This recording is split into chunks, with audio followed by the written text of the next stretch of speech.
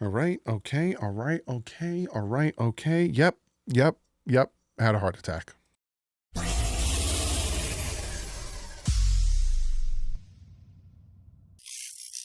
What is up, fans? How's everyone doing? How's everyone? How's everyone doing today? Holy guacamole! Was that? Was that? Shouldn't have been that way. We'll talk about it. I'll break everything down. Yeah, Miami Dolphins win in overtime.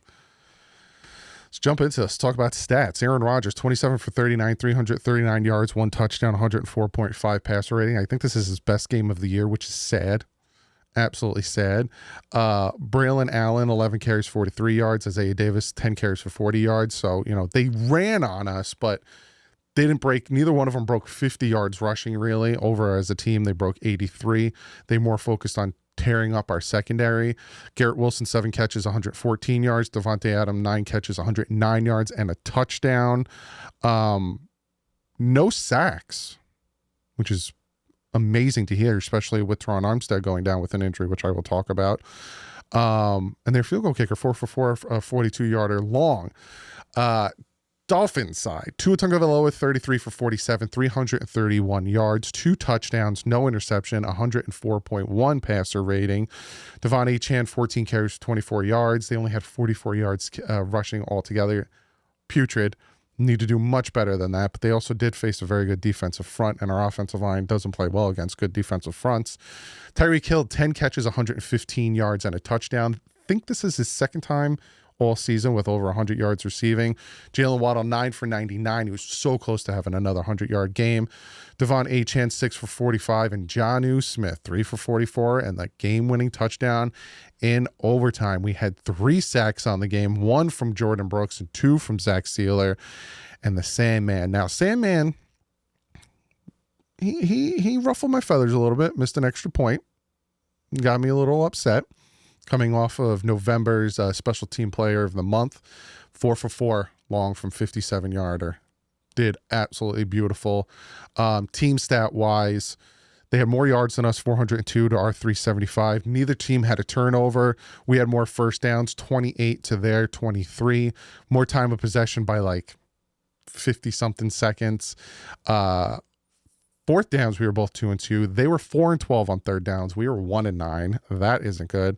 When it comes to penalties, they had 10 for 83 and we had 8 for 49. So looking at this game, it was bad defensive game. Now, I will say this. I think there was opportunities that were missed offensively, right? We kicked field goals. We had 10 drives on offense. We scored on 7 of them. Now, one of the field goals was a beautiful thing because we had like 50 seconds left and Tua was just pow, pow, pow, pow, pow, right down the field, got us into field goal range. Absolutely beautiful. But we were like we kicked a field goal from like their 6 and then their 20 and stuff. Need to clean that up a little bit. I think a lot of that has to do with the run game being non-existent because the offensive line for some reason is struggling run blocking. And I'll break that down in the film breakdown on Tuesday. Penalties killed us. Penalties continued drives for their offense and on our defense. Sealer gets a sack on 2nd and 20, and then there's a holding. No, Ogba gets a sack on 2nd and 20. There's a holding call on Sealer, who's getting double teamed. Stupid play there. Chop Robinson got held on a would-be touchdown. Thank God they called. Dude, that man gets held left and right. Pass interference on Ramsey. Bad call.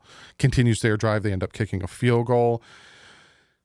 Overall, penalties, blown coverages, no pressure, no tackling, all on the defense is what made this game closer than it should have been. This game should not have been this close. The Jets offense was without Breece Hall and their defense was without Sauce Gardner. They also didn't have CJ Mosley. Like, our offense did what we needed to do. And like I said, I think Tua had a good game because, we missed opportunities. Don't get me wrong, not, kicking field goals instead of getting touchdowns. But when push comes to shove with the game on the line, Tua got us the touchdown and the 2-point conversion. Tua also got us into field goal range. Also, shout out to Malik Washington. That kick return that got us the ball on our own 45, running through their kicker, absolute thing of beauty. And then in overtime, marches us down the field. Jonnu Smith with the 2 screen plays. They literally ran the same play, one after the other, marches down the field, and then Tua with the great pass to get the touchdown to Jonnu to win the game. Tua had a good game. And there was people on my live stream that wanted to blame at the time when we were losing the game on Tua. I just completely disagree. And then when Tua got the chance and he got the opportunity, he won us the game. I was saying, so I was on Bleacher Report, I was saying that this is how I thought the Bills game would have went. If Poyer didn't have the penalty or he missed a 61-yard field goal, if we would have won the coin toss, I think we would have marched down the field and scored the game-winning touchdown in overtime against the Buffalo Bills. I honestly think that is the case there. But overall, you know, there was a lot of my gripe or grapes is with the defense. Like there was at one point where we sent the blitz. I don't think it was a 0 blitz. I think we still had a single high safety, but we sent the blitz and your corners are like 4 or 5 yards off the receivers. So all Aaron Rodgers is going to do is just a quick pass to the receiver and they're going to get the first down. If you're going to send those types of blitzes where, you know, we had a free rusher in on them, you got to jam them at the line of scrimmage and don't allow for those quick passes so the sacks can be taken advantage of. Hill had a drop on 3rd down, which kind of hurt us. What else? There was another play. I think it was like 3rd and 4. All of a sudden, Jalen Ramsey starts backpedaling about 7 yards.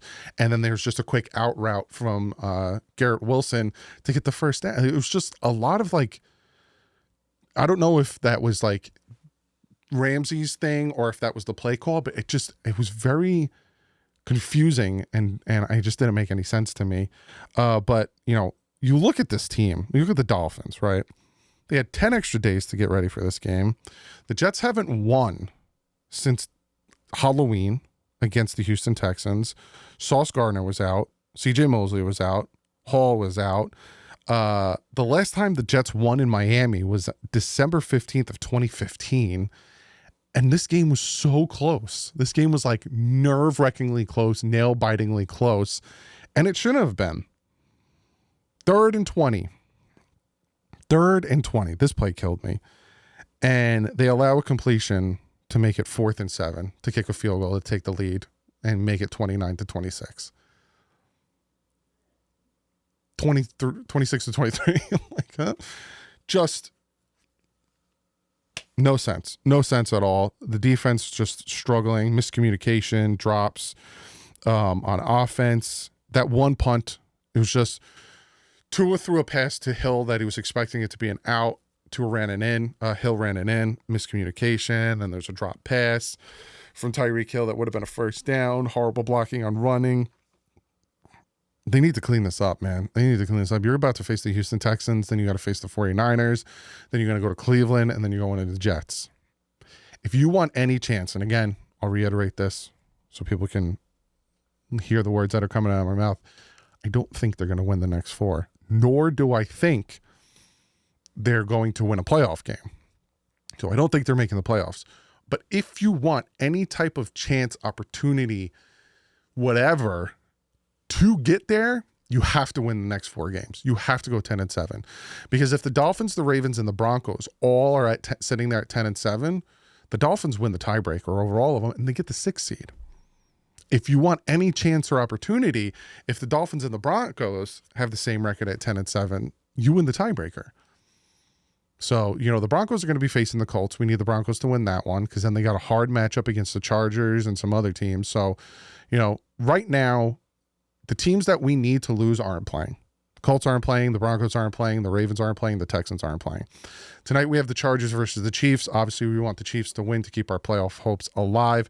And I know what you're going to say. Playoffs. Like I just said, go back and listen to what I just said. Overall, sloppy game, but the Dolphins came out. They gritted their teeth and they won. Teron Armstead looked like his injury really impacted him. He was emotional on the sideline at one point. Raheem Mostert was talking to him. So I'm hoping it's nothing too serious. Patrick Paul did really well. So we'll see how that all pans out. I will give you more information, updates, deeper dives, everything in tomorrow's video. But they got the win, nail-biting win. Great game by Tua, marching them down the field, getting that victory. Comment below. Let me know what you guys think of the game, what you think of the team. Again, enjoy it for now. But like usual, stay classy. And fins up.